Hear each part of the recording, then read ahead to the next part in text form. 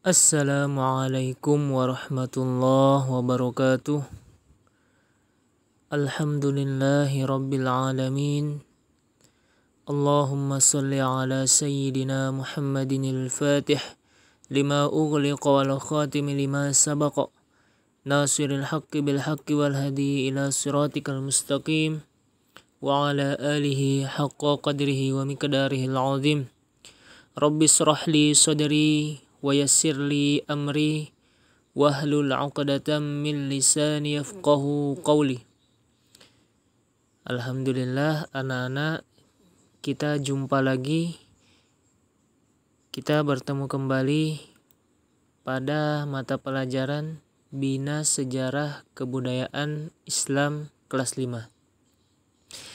Alhamdulillah, pada pertemuan sebelumnya kita sudah membahas di halaman 20, yaitu kesepakatan dalam perjanjian Hudaybiyah.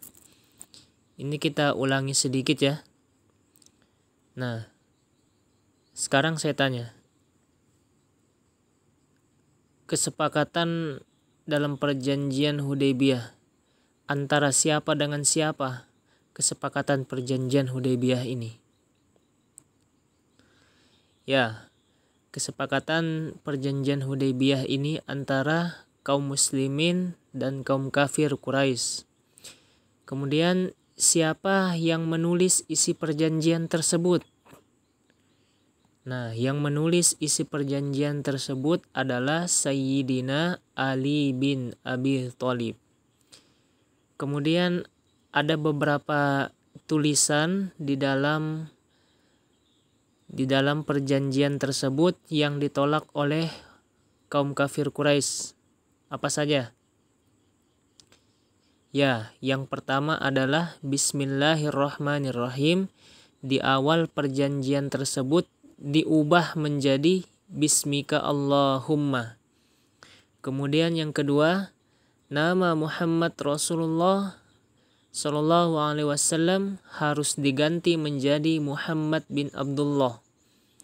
Nah, adapun isi perjanjian Hudaybiyah itu ada 4 ya. Yang pertama, kaum muslimin dan kaum Quraisy tidak saling menyerang selama 10 tahun lamanya ya. Yang kedua, kaum muslimin tidak diperkenankan memasuki kota Mekah untuk menunaikan ibadah haji dan umrah tahun ini kecuali tahun berikutnya. Kemudian ketika berhaji atau berumrah tidak boleh membawa senjata dan tidak boleh tinggal di Mekah lebih dari 3 hari. Isi perjanjian yang ketiga maksud saya. Kaum Quraisy yang datang melarikan diri dari pihak Quraisy kepada Muhammad bin Abdullah supaya dikembalikan. Namun jika kaum muslimin yang datang kepada kaum Quraisy tidak dikembalikan. Isi perjanjian yang keempat. Semua kabilah Arab bebas bersekutu dengan kaum muslimin atau kaum Quraisy. Kabilah yang bersekutu dengan salah satu pihak merupakan bagian dari pihak tersebut. Kabilah ini suku-suku ya. Orang Arab itu juga banyak suku-sukunya. Sekarang kita lanjut pada halaman 21 ya, halaman 21. Diperhatikan baik-baik layar handphone kalian. Nampaknya perjanjian Hudaybiyah itu sangat menguntungkan kaum kafir Quraisy dan merugikan umat Islam. Nah, memang secara sepintas perjanjian Hudaybiyah ini merugikan kaum muslimin. Secara sepintas memang merugikan. Tetapi Nabi kita Muhammad SAW adalah seorang ahli pikir yang sangat hebat. Nabi Muhammad bisa memikirkan jauh ke depan. Nabi Muhammad memikirkan apa yang tidak orang lain pikirkan. Nah, mulanya para sahabat sangat cemas dan dengan isi perjanjian tersebut. Nah, para sahabat sangat cemas para sahabat karena Nabi menerima perjanjian Hudaybiyah itu, karena para sahabat menganggap perjanjian Hudaybiyah itu merugikan kaum muslimin. Namun Rasulullah Shallallahu Alaihi Wasallam mempunyai pemikiran lain, sehingga beliau menyetujui dan menerimanya. Beliau mengetahui adanya keuntungan besar dari perjanjian itu. Itu yang saya katakan tadi. Nabi Muhammad memikirkan apa yang tidak orang lain fikirkan. Dari keempat isi perjanjian ini, Nabi melihat ada sebuah keuntungan yang besar yang akan diperoleh kaum muslimin. Beberapa hal yang menguntungkan umat Islam dari perjanjian Hudaybiyah yaitu sebagai berikut. Oke, kita lihat dulu isi perjanjian pertama itu apa.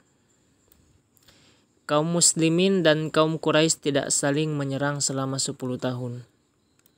Dari isi perjanjian yang pertama, ada keuntungan yang besar yang diperoleh umat Islam, yaitu dengan adanya perjanjian tidak saling menyerang selama 10 tahun, kaum muslimin mendapat kesempatan secara penuh untuk menyiarkan Islam dan menyampaikannya ke seluruh tanah Arab tanpa gangguan dan rintangan. Tidak saling menyerang selama 10 tahun. Ini memberi peluang yang sangat besar kepada kaum muslimin untuk menyiarkan agama Islam, untuk mendakwahkan agama Islam. Karena perjanjiannya tidak ada saling menyerang selama 10 tahun, jadi semua kaum ketika itu bebas untuk melakukan apa yang dia mau. Seperti kaum muslimin, dia bebas untuk menyiarkan Islam selama 10 tahun lamanya.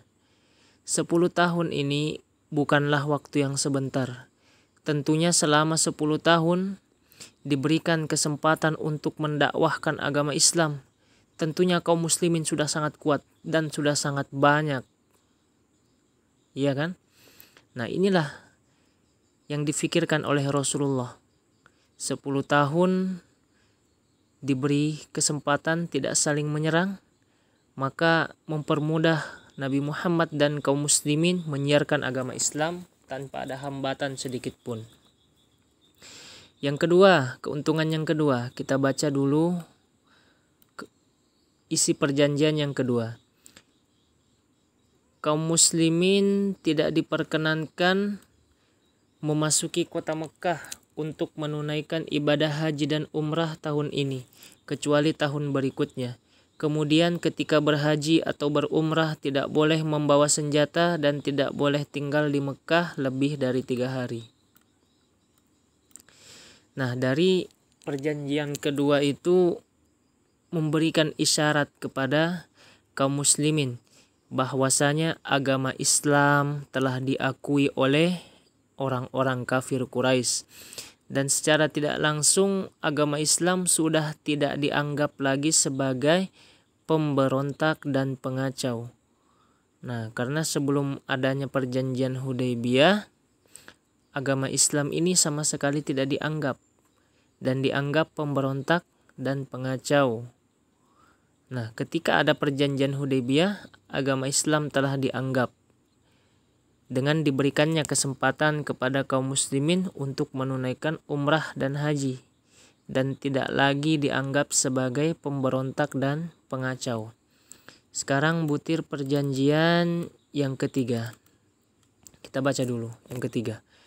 Kaum Quraisy yang datang melarikan diri dari pihak Quraisy kepada Muhammad bin Abdullah supaya dikembalikan.